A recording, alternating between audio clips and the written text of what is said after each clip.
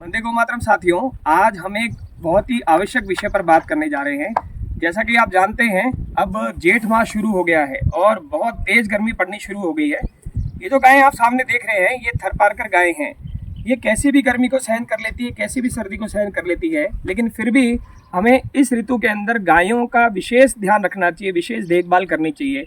सबसे पहले हमें प्रयास करना चाहिए। हमारे रेगिस्तान में तो इस तरह के बड़े बड़े पेड़ नहीं होते, लेकिन फिर भी हम प्रयास करते हैं। कुछ जैसे नीम है, बरगद है, पीपल है, खेजड़ी है या जाल के वृक्ष है, ऐसे बड़े बड़े वृक्षों का रोपण करके उनके नीचे गायों को खड़ा करने का प्रयास करें। अगर आपके पास में ऐसी व्यवस्था नहीं है तो पक्के शेड का निर्माण हो, जिसमें गाय सुकून से उन शेड के नीचे खड़ी रह सके। तीसरा जो जरूरी काम है, इस समय जैसे तेज गर्मी पड़ती है तो सुबह जल्दी और शाम को देर से आप गायों को पानी से नहला भी सकते हैं। उसके अलावा जैसे हमारे यहाँ पर देशी शक्कर होती है, तो आप देशी शक्कर को पानी में डालकर गाय को इस समय अवश्य पिलाएं। साथ ही साथ जैसे सौंफ का पानी होता है, तो हम सौंफ का पानी भी गायों को पिलाना चाहिए। उसके अलावा अभी जो बिल्व पत्र बाजार में आ रहा है, जैसा कि आप जानते हैं, बिल्व पत्र जो शिव जी को चढ़ता है, उसके बड़े बड़े फल होते हैं। वो जो बड़े बड़े फल है, उनका गुद्दा निकालकर पानी में मिलाकर और उसको प्रत्येक गाय को पिलाना चाहिए, ताकि इनके अंदर जो कोई डेफिशिएंसी हो रही है तो उसकी पूर्ति हो सके। उसके साथ में जो पानी मैंने बताया कि पानी की व्यवस्था भरपूर होनी चाहिए और उसमें चूने का नियमित मिलावट होनी चाहिए या उसी पर छिड़काव होना चाहिए, ताकि कैल्शियम की किसी भी तरह से इनके अंदर कमी ना आए।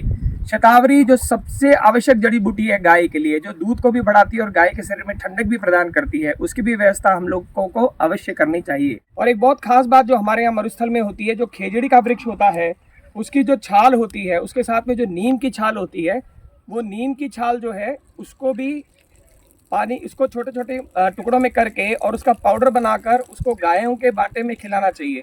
इस समय जौ जो होता है वो सबसे ठंडा खाना होता है, वो गाय को खिलाना चाहिए। चारे की भरपूर व्यवस्था हो, जैसे तैसे भी प्रयास करके हरे चारे की व्यवस्था करनी चाहिए। और भी अन्य कोई जड़ी बूटियां जो गायों को ठंडक प्रदान करती हो, ऐसी जड़ी बूटियां उन्हें खिलानी चाहिए।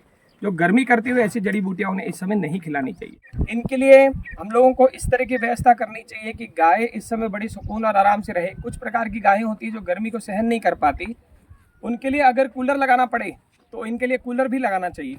ये सारी व्यवस्थाएं हमको इस समय गर्मी के समय अगर हम गायों के लिए करेंगे तो ये जो इस समय की गर्मी जो प्राण घातक साबित हो सकती है वो नहीं होगी।